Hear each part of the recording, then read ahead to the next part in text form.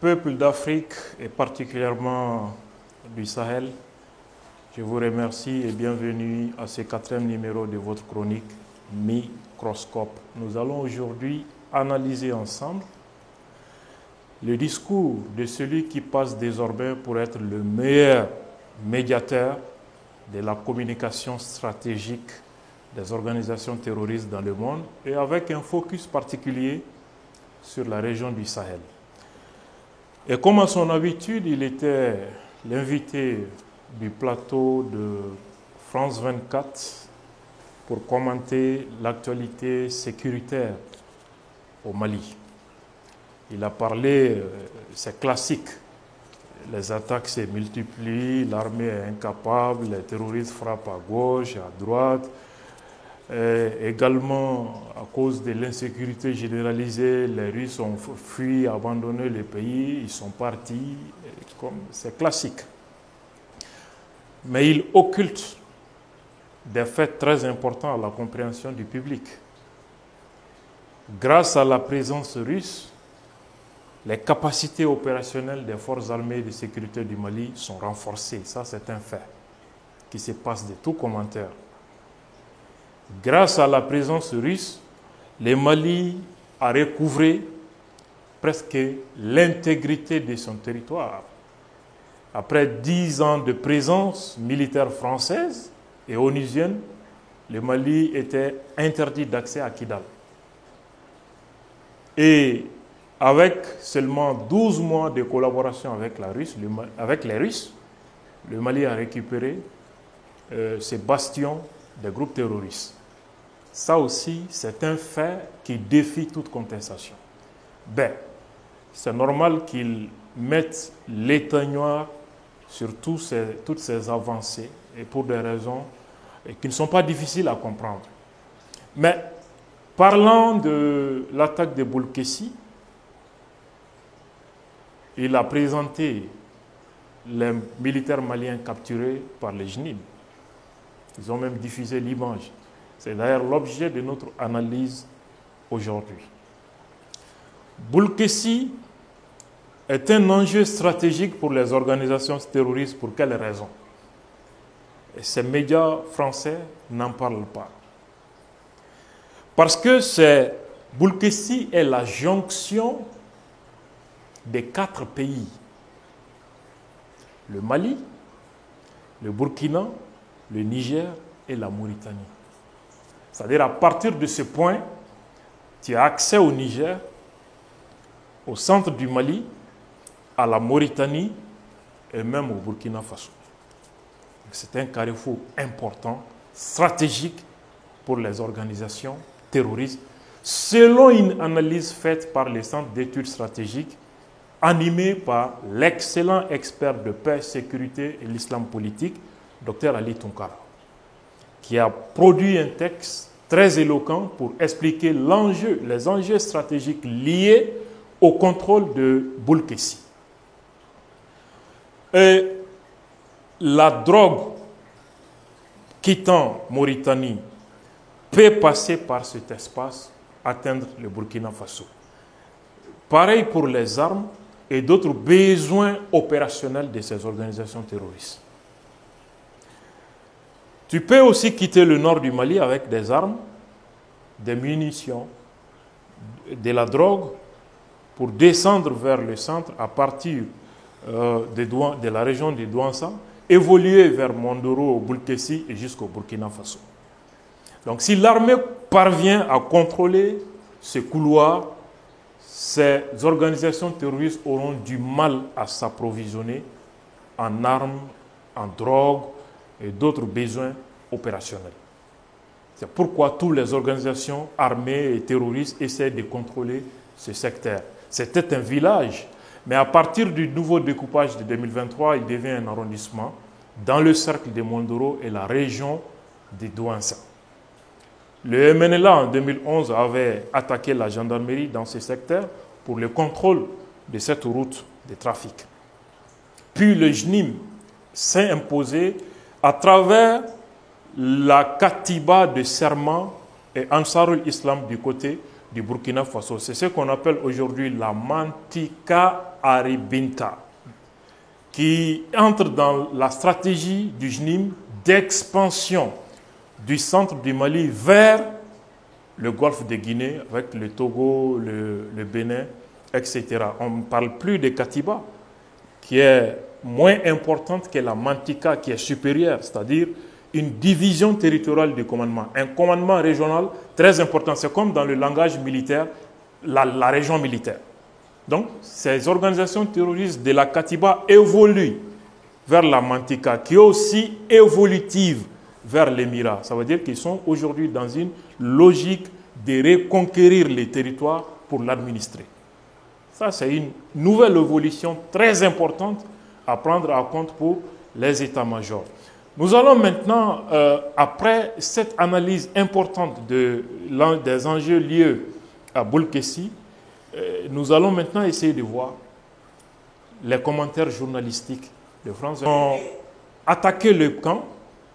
Après, quelques militaires maliens sont en captivité. Et France 24 a eu encore une fois l'extraordinaire talent de relayer cette vidéo de propagande terroriste enregistrée pour les organisations terroristes pour adresser au public. Écoutons cet extrait de cet élément. Dont, par exemple, dernièrement, 22 militaires de l'armée malienne pris à Boulkessi, qu'on a traité et cité ici, on va les entendre. Lieutenant Abdoulaye Touré, deuxième sous-jeté Bouna, poste de sécurité Boulkessou. Mes éléments et moi, nous avons été arrêtés au cours de l'attaque qui a eu lieu le 1er juin 2025. Alhamdulillah, par la grâce de Dieu, depuis que nous avons été arrêtés par les Moudjahidines, on n'a pas été maltraités. Ouais, Simon, on vient à ce communiqué que vous avez consulté de la part du JNIM suite au départ officiel de Wagner du Mali. Le JNIM parle de victoire et évoque la formation d'un gouvernement. Ça, c'est nouveau. Vous venez vous-même de suivre. On n'a rien omis de l'élément.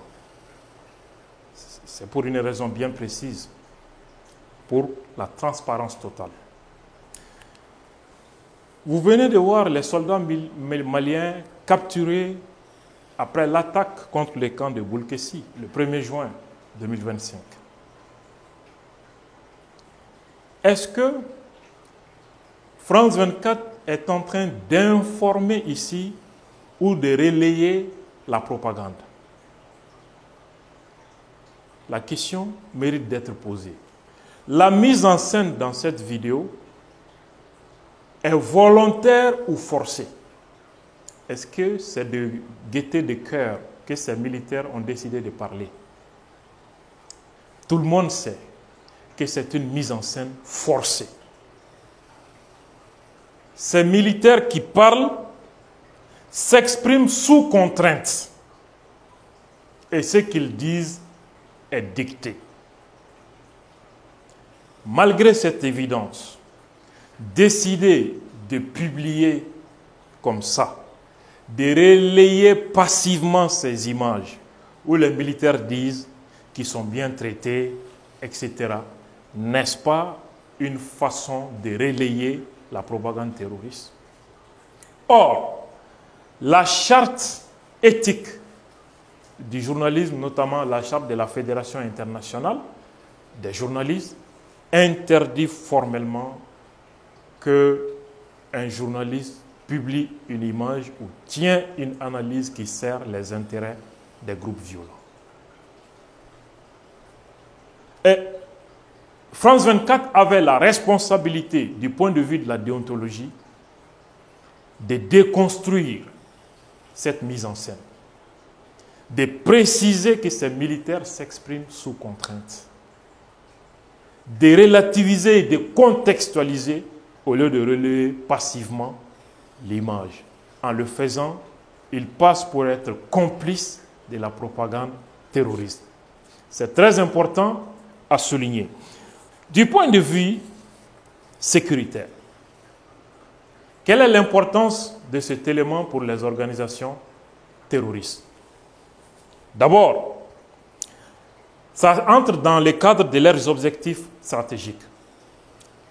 Premier élément, la propagande. Montrer la vidéo des militaires capturés après un combat, où ils témoignent, voilà, qu'ils sont bien traités, ils sont bien pris en charge, etc. Ça veut dire quoi? On essaie de montrer les terroristes comme des acteurs rationnels, comme des acteurs qui sont humains. Essayer d'humaniser, réhumaniser les terroristes et les faire passer pour des acteurs politiques rationnels, capables de négocier et donc qui peuvent avoir une certaine reconnaissance politique. Pourquoi ils ont besoin d'une reconnaissance? Pourquoi ils ont besoin de soigner leur image, donner une image d'acteurs humains? C'est parce qu'ils ont une ambition de prendre le pouvoir à Bamako selon les propos de ce même Wassim Nasr dans le même élément. Ça, c'est très important d'abord à retenir. Le deuxième élément, la propagande vise à affaiblir le moral des militaires et à quand même affaiblir le soutien populaire envers l'État. Miner la confiance des populations envers l'État. En quoi faisant? Montrer les images des soldats capturés, en train de s'adresser aux autorités, à leurs frères d'armes, qui disent qu'ils sont très bien traités, il n'y a pas de problème. Et ils appellent au dialogue au lieu de la résistance. Quel est l'effet, selon vous, d'une telle mise en scène sur l'armée, sur les troupes? C'est comme une forme d'incitation implicite à la désobéissance ou bien à la reddition. Nous avons en face des acteurs qui ne sont pas méchants. Ils ont nos frères d'armes, ils les traitent bien, ils n'appellent pas à la guerre, ils n'appellent pas à la résistance, ils appellent plutôt au dialogue. C'est une incitation tacite à la désobéissance ou à la reddition. Ces médias sont pires que les organisations terroristes. Ce sont des opérations psychologiques qui entrent dans le cadre de la guerre informationnelle pour affaiblir le moral des troupes, pour miner la confiance des populations envers l'État et à alimenter les discours anti-régime, les discours contre le régime, atteindre la légitimité du pouvoir en place à des fins de subversion, parce que les terroristes eux-mêmes disent que leur objectif ultime, c'est de renverser le pouvoir à Bamako. Nous avons également un élément très important à retenir dans cette interview de France 24. Wassim Nasr révèle, s'appuyant sur un communiqué des terroristes, donc il devient le relais même, France 24 devient aussi le relais des communiqués des organisations terroristes. Alors, il nous informe qu'une coalition se met en place avec comme objectif de prendre le pouvoir à Bamako. Et cette coalition, c'est les JNIM, les terroristes, les FLA, c'est-à-dire les rebelles, entre guillemets, soutenus par la communauté internationale, l'imam Biko, les partis politiques dissous à Bamako. Écoutons d'abord cet élément avant de revenir pour commenter. Du ministère de la Défense russe, mais le JNIM a fait ce communiqué à titre aussi d'autres factions rebelles. Donc à la première lecture de la version arabe qu'on voit ici, on voit l'appel au peuple de la région à former un gouvernement légitime qui gouvernera suivant le Coran et le Sunna, ce qui m'a semblé comme une généralité, donc ça revient souvent. Sauf que vérification faite et question posée aux premiers concernés, ça m'a été dit, ce message n'est pas général mais particulier au Mali. Et c'est là la portée, on va dire, politique du message, parce que ça veut dire qu'au-delà de l'annonce de la victoire contre Wagner, le message chantage à la Russie qui suscite, d'après ces massacres, selon eux, une détestation plus grande que celle vis-à-vis des Occidentaux et leurs alliés. Et l'invective de Bamako, cet appel s'inscrit dans la suite d'autres appels, mais cette fois de manière plus explicite et dans la continuité des accords avec les factions rebelles FLA dont on a parlé ici et dévoilé quelques clauses des accords. Donc le JNIM est en train de faire une annonce très politique, encore une fois, pour un partage ou une sorte de partage du pouvoir avec d'autres composantes maliennes. Donc dans la mesure où un gouvernement post-junte respecte et applique la charia, mais aussi le JNIM démontre qu'il est conscient que seul il ne peut pas prendre Bamako et donc le pouvoir. Donc il cherche à faire en fait une coalition avec ceux qui sont contre les juntes qui mettent tout le monde dans la même case, donc les rebelles du Nord qualifiés de terroristes, mais aussi l'opposition muselée, les partis politiques dissous et ce pouvoir qui est complètement aujourd'hui entre les mains des militaires. Donc il y a beaucoup de mécontents. Par exemple, l'imam Dicko s'est exilé en Algérie et donc le JNIM essaye de fédérer tous ces gens-là en s'appuyant sur l'accord qu'il a eu avec les FLA. Mais... Alors, il faut noter, préciser que parmi tous les acteurs cités publiquement par Wassim Nasr sur France 24, jusqu'à ce jour, aucun d'entre eux n'a fait une déclaration pour démentir, pour désavouer les propos de Wassim Nasr. Ça, c'est un élément très important à retenir. Il parle d'une volonté d'expansion du JNIM qui veut prendre le pouvoir à Bamako pour appliquer la charia et la sunna.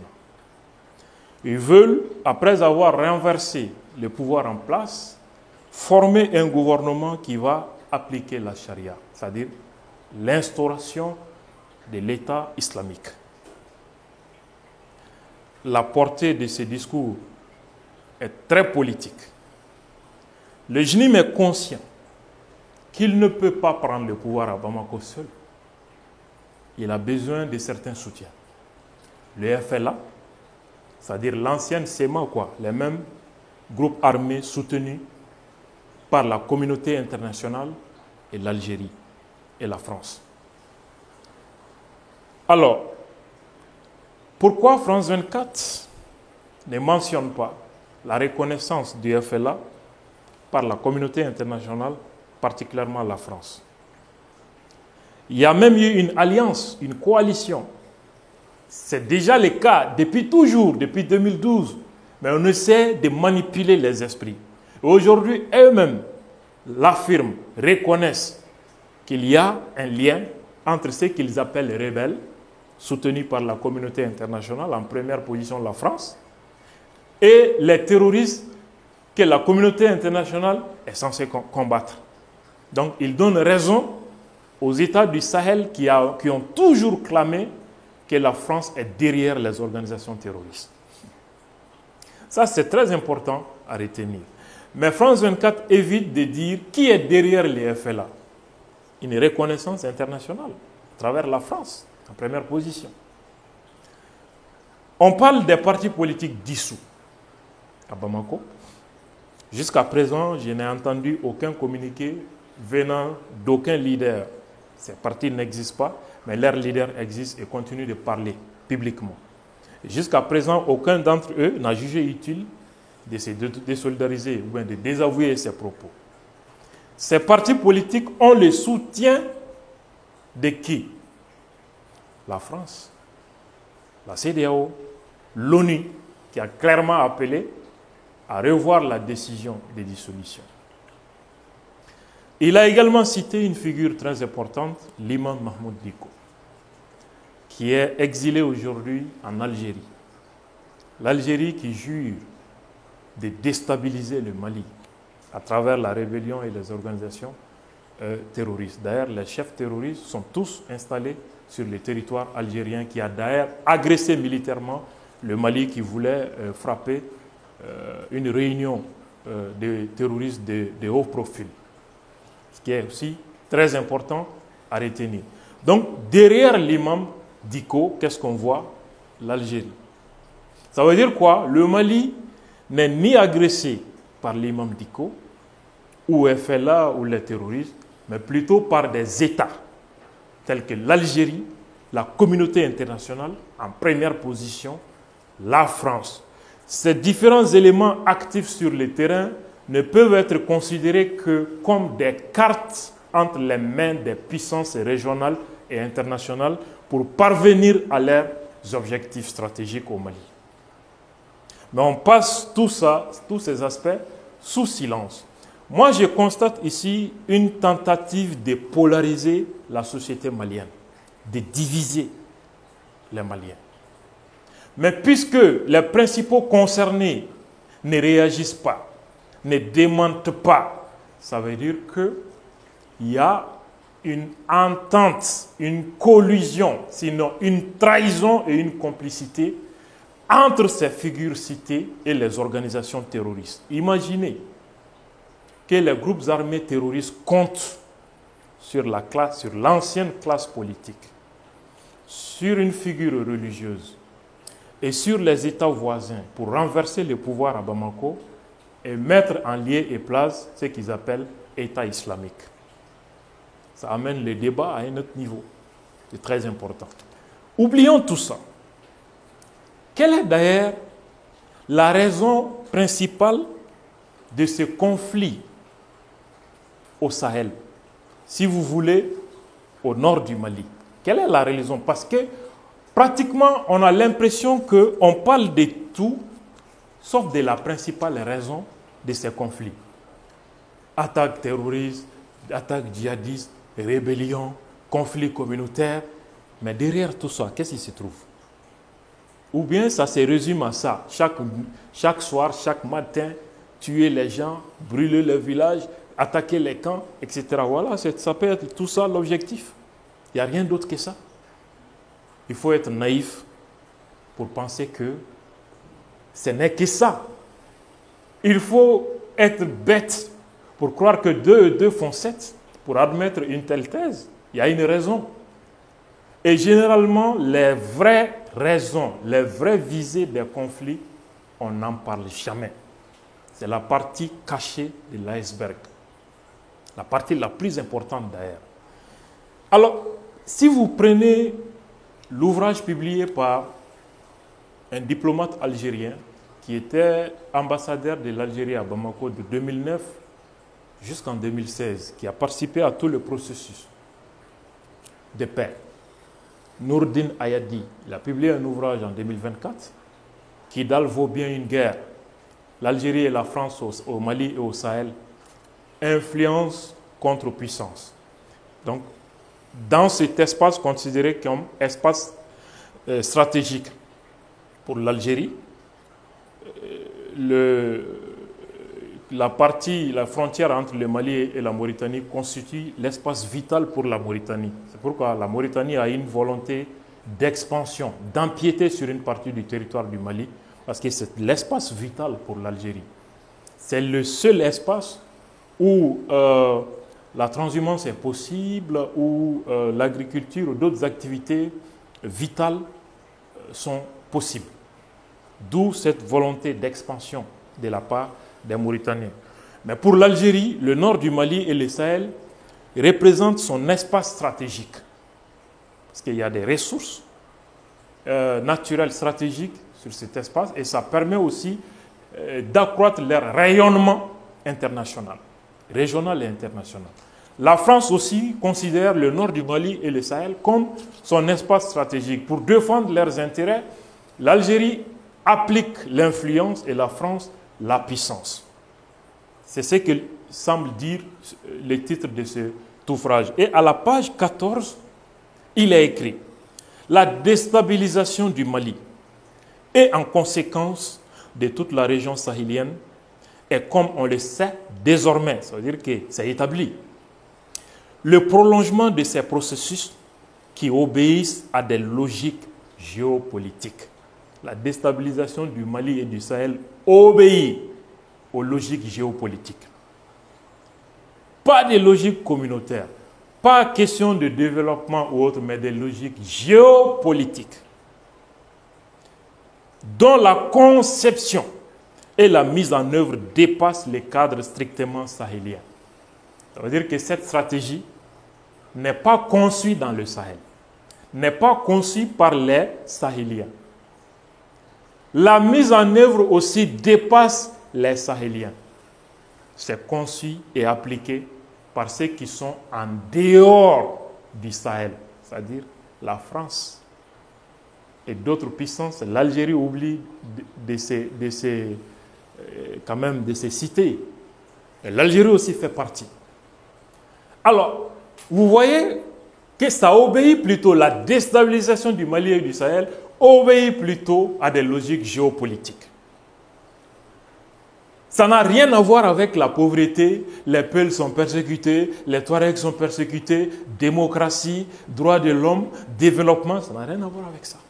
Ce sont les imbéciles qui pensent comme ça. Ceux qui peuvent vous faire croire en des absurdités pourront vous faire commettre des atrocités, disait Voltaire.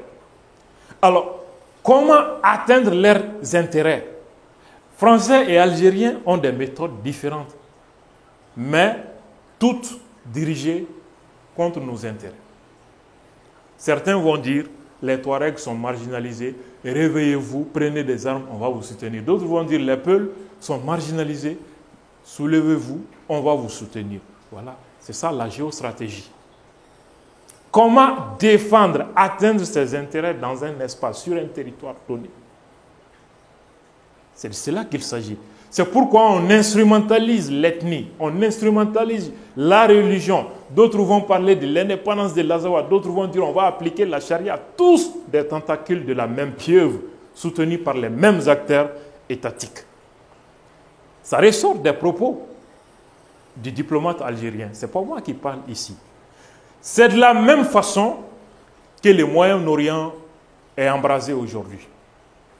Conflit Israël-Iran obéit à la même logique. Vous savez, de la naissance de l'islam jusqu'à la Première Guerre mondiale, la seule grande civilisation qui était en mouvement dans le monde, c'était la civilisation musulmane, qui avait conquis une partie de l'Europe, l'Asie, l'Afrique du Nord, l'Afrique de l'Ouest. Avec également l'établissement de l'Empire ottoman. L'Occident était réduit à presque au néant. Mais à partir de la Première Guerre mondiale, ils ont commencé à détruire le monde arabo-musulman, progressivement. En disant quoi? Les territoires de l'Empire ottoman, c'est l'Égypte, la Turquie, Palestine, Israël, Irak, Iran, et Syrie, Yémen, tout ça. Jusqu'en Afrique du Nord, je pense, excepté le Maroc, qui constitue le territoire de l'Empire ottoman. Comment ils vont disloquer ça pour que l'Occident soit le seul maître sur la planète Terre? Ils vont susciter des révoltes en disant aux autres, réveillez-vous, soulevez-vous contre les califats, on va vous donner votre indépendance, comme ils sont en train de le faire au Congo, au Cameroun, au Nigeria avec la guerre de Biafra, au nord du Mali avec l'histoire de l'Azawad. C'était la même stratégie. Donc, les Français et les Britanniques vont procéder à la balkanisation de cet espace du Moyen-Orient. Créer des États, même la Grèce, Bulgarie, Serbie, étaient tous sous contrôle des musulmans. Même la Grèce.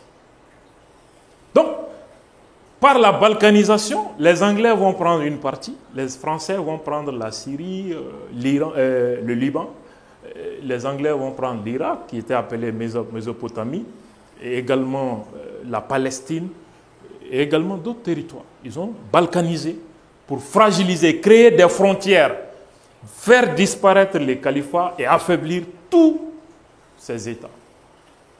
Et aujourd'hui, c'est dirigé par ces puissances européennes. La même chose a été faite en Afrique. À partir de 1885, ils vont se retrouver en Allemagne pour partager l'Afrique par la balkanisation, créer des frontières artificielles qui sont source de problèmes. Mais les pères de l'indépendance ont eu l'intelligence d'éviter ces guerres de frontières, etc. Même si, par endroits, il y a eu ces guerres pour revendiquer tel ou tel territoire. Et jusqu'à présent, il y a ces litiges qui sont pendants devant la Cour internationale. C'était la même stratégie. C'est pourquoi je dis, le cas au Sahel, c'est la même chose qui se déroule aujourd'hui au Moyen-Orient. Pourquoi? Parce que le Moyen-Orient est la capitale des 3 grandes religions monothéistes, principalement Jérusalem. Les Juifs ont quand même leur lieu le plus saint à Jérusalem, qu'on appelle le mur des lamentations. Il y a les saints sépulcres des chrétiens à Jérusalem. Il y a le dôme du rocher pour les musulmans, parce que les musulmans pensent que c'est à partir de là que Mahomet est monté au ciel. Donc tout ça dans la même ville, Jérusalem, qui est dans le Moyen-Orient. Et selon les estimations fiables, plus de 50% des réserves mondiales du pétrole sont dans les pays arabo-musulmans, avec une grande partie au Moyen-Orient. C'est pourquoi, remarquez, toutes les guerres dirigées par l'Occident, même le terrorisme, se déroulent dans les pays arabo-musulmans. Le Mali fait partie du monde arabo-musulman. Quand on prend en compte la géographie humaine, les Peuls font partie du monde arabo-musulman, des peuples arabo-musulmans. Les Hausa font partie, les Djoula font partie. Ça, c'est la géographie humaine du monde arabo-musulman. C'est pourquoi ces espaces représentent des enjeux majeurs pour le bloc occidental. Il y a une forme de guerre de civilisation là-dedans. Ce sont des zones riches.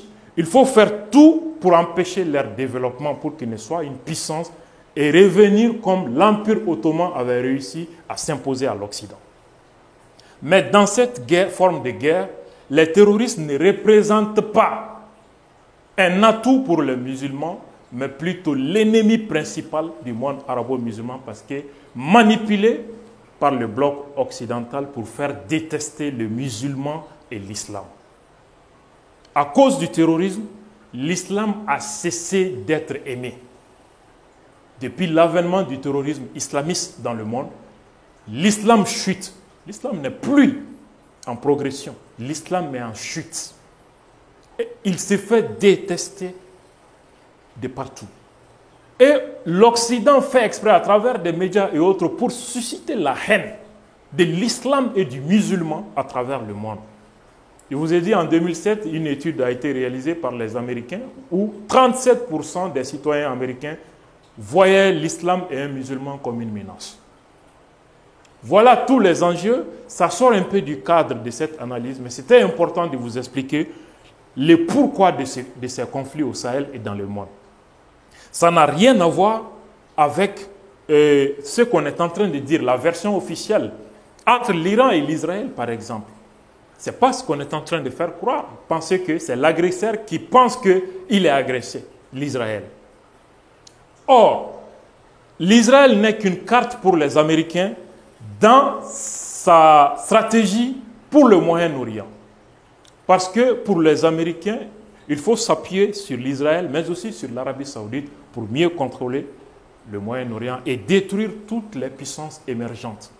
Et on considère que la sécurité de l'Israël dans cet espace ne tient pas à sa capacité ou à sa force militaire, mais plutôt du fait de la division des pays arabo-musulmans. Pour que l'Israël soit en sécurité, il faut que tous les pays du Moyen-Orient brûlent.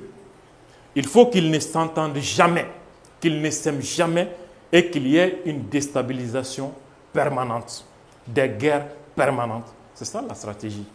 C'est la même chose qui se déroule au Sahel. Malheureusement, il y en a qui n'arrivent toujours pas à comprendre.